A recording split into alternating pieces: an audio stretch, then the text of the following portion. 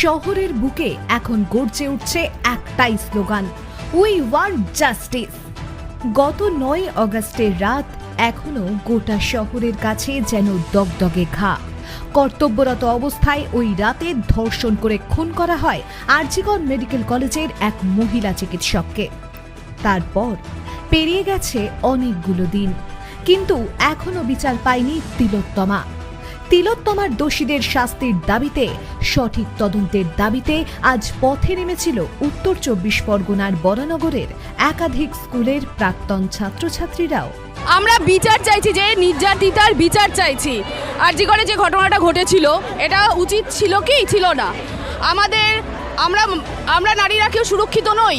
বাসে, ট্রামে, ট্রেনে, যে কোনো ওয়ার্কিং প্লেসে, রাস্তাঘাটে কোথাও আমরা সুরক্ষিত নেই। সেই সুরক্ষাটা চাইছি আমরা। আমাদের বর্তমান প্রজন্ম এবং ভবিষ্যৎ প্রজন্ম যারা রয়েছে তাদের নিরাপদ একটা ব্যবস্থা চাইছি, তাদের নিরাপত্তা তাদের থাকে। আজকে যদি অপরাধীদের চাপা দেওয়া যায় তাহলে এরা আরো বেশি প্রশ্রয় পেয়ে যাবে, এরা আরো বেশি মেয়েদেরকে ভয় দেখাবে।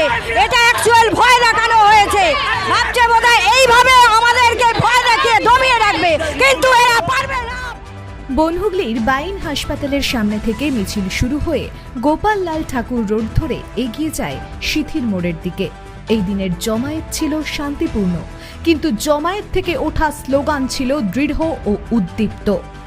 8 থেকে 80, পুরুষ থেকে মহিলা, আপামোর জনগণের একটাই দাবি, তিলোত্তমার বিচার চাই।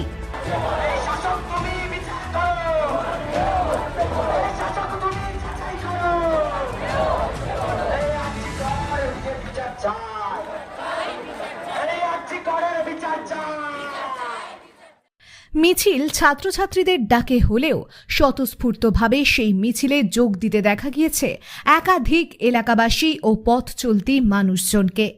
তাদেরও দাবি, প্রশাসন কোনোভাবেই দোষীদের যেন আড়াল না করে। অবিলম্বে তদন্তে অগ্রগতি আসুক, শাস্তি হোক প্রকৃত দোষীদের। দোষীদের যারা ঢাকছে তারা তো আরো বড় অপরাধী। তারা কোথায় আমাদের সুরক্ষা দেবে তা না, তারা দোষীদের ঢাকতে ব্যস্ত। এর ধিক্কার আমরা কোথায় জানাবো? এই জন্যই চাই যারা পারেনি, যে পুলিশ মন্ত্রী, যে স্বাস্থ্যমন্ত্রী, সে নীতিগতভাবে পদত্যাগ করুক। আরজিকর মেডিকেল কলেজের ঘটনা আমাদের চোখে আঙুল দিয়ে আবারও দেখিয়ে দিয়েছে এই রাজ্যে মহিলাদের নিরাপত্তাটা ঠিক কতটা তলানিতে গিয়ে ঠেকেছে। সুবিচারের দাবিতে ইতিমধ্যেই পথে নেমেছে রাজনৈতিক ও অরাজনৈতিক একাধিক দল। পথে নেমেছেন ডাক্তার, উকিল, শিল্পী সহ বিভিন্ন পেশার মানুষজন। তাদের আটকাতে সক্রিয় ভূমিকা পালন করেছে প্রশাসন। কিন্তু জনগণের মুখ বন্ধ করা কি এতই সহজ? এই নৃশংসতা, এই বর্বরচিত ঘটনা 2024-এর পশ্চিমবঙ্গের কাছে কি এটা অভিপ্রেত? রাজ্যের সরকারের কাছে প্রশ্ন, রাজ্যবাসীর, নারী শক্তির, আপামোর জনতার।